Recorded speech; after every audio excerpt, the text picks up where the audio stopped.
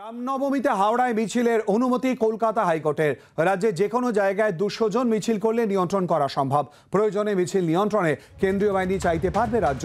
200 জনের বেশি হলে দায় থাকবে সংগঠনের। অস্ত্র ও ডিজে ব্যবহার করা যাবে না। উস্কানিমূলক মন্তব্য করা যাবে না নির্দেশ বিচারপতির। রাজ্যের পাল্টা সওয়াল, এত পুলিশ দেওয়া সম্ভব নয়। এরপরই বিচারপতির প্রশ্ন, এত কম লোক নিয়ন্ত্রণ করার লোকও নেই রাজ্যের, সবই কি ভোটের কাজে গিয়েছে? তাহলে কেন্দ্রকে বলতে হবে, মন্তব্য হাইকোর্টের বিচারপতির। এ নিয়েই কথা বলবো, সঙ্গে রয়েছে আমাদের প্রতিনিধি অর্ণবাংশু নিয়োগী। অর্ণবাংশু, এই নির্দেশ দিয়ে কলকাতা হাইকোর্টের তরফ থেকে ঠিক কি বলা হয়? দেখো শিলাদিত্য, সেটা হচ্ছে রাজ্যের যে কোনো জায়গায় যদি 200 জন মিছিল করে সেটা নিয়ন্ত্রণ করার ক্ষমতা পুলিশের আছে বা নিয়ন্ত্রণ সহজেই করা যায়।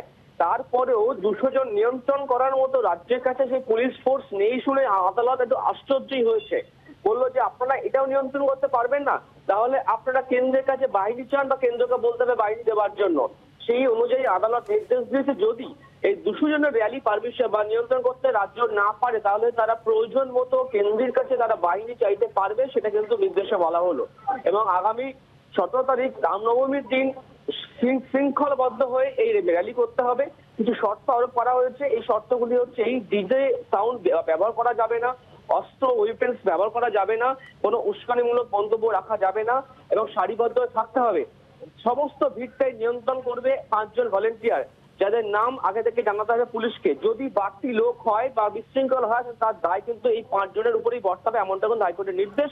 সুতরাং আগামী দিনে র্যালি হলেও কিন্তু শৃঙ্খলাবদ্ধ র্যালি করতে হবে, এমনটা কিন্তু নির্দেশ দিল কলকাতা হাইকোর্টের বিচারপতি জয় সেনগুপ্ত। অর্ণবাংশু, এই প্রসঙ্গটা যদি আরেকবার জানাও, রাজ্যের পাল্টা সওয়াল করা হয় এত পুলিশ দেওয়া সম্ভব নয়, এরপরই বিচারপতির প্রশ্ন, এত কম লোক নিয়ন্ত্রণ করার লোকও কি নেই রাজ্যের? কি বলা এই প্রসঙ্গ নিয়ে? দেখো, সেটা হচ্ছে যে সময় বলা হয়েছিল যে 200 জন দিয়ে মিছিল করা হবে সংগঠনের তরফ থেকে, তারপরে বিচারপতি বলে তাহলে ইজি ব্যাপার, 200 জনকে ম্যানেজ করা খুবই সম্ভব। যে কোনো রাস্তা দিয়ে রাজ্যের যে কোনো রাস্তায় মিছিল করলেও পুলিশ নিয়ন্ত্রণ করতে পারবে।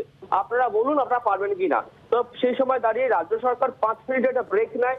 5 মিনিট পর তারা এসে জানায় যে আমাদের কাছে এত সংখ্যক ফোর্স নেই, সুতরাং আমাদের যে ফোর্সের অভাব রয়েছে ইলেকশন কাজেও ব্যবহৃত হচ্ছে, এই কারণে তারা বলে। তারপরেই আদালত যেটা মন্তব্য করে, তাহলে আপনারা 200 জনকে হ্যান্ডেল করার মতো ফোর্স দিতে পারছেন না, তাহলে কেন্দ্রের কাছে তাহলে ফোর্স দিতে বলতে হবে। সেই জন্য কিন্তু নির্দেশে বলা হয়েছে যে রাজ্য সরকার 24 ঘন্টা আগে, তারা যদি মনে করে তাহলে 24 ঘন্টা আগে কেন্দ্রের কাছে, এবং এই রাজ্যের যেহেতু ইলেকশন কন্ডাক্ট হয়েছে, নির্বাচন কমিশনের শর্তবিধি লাগু করা হয়েছে, সেই জন্য নোডাল অফিসার যে আইজি সিআরপিএফ তাকেও কিন্তু মেল করতে হবে, মেল করে জানাতে হবে কত সংখ্যক সেন্ট্রাল ফোর্স চাই। বাংলার আওয়াজ, বাঙালির আবেগ, জি 24 ঘন্টা।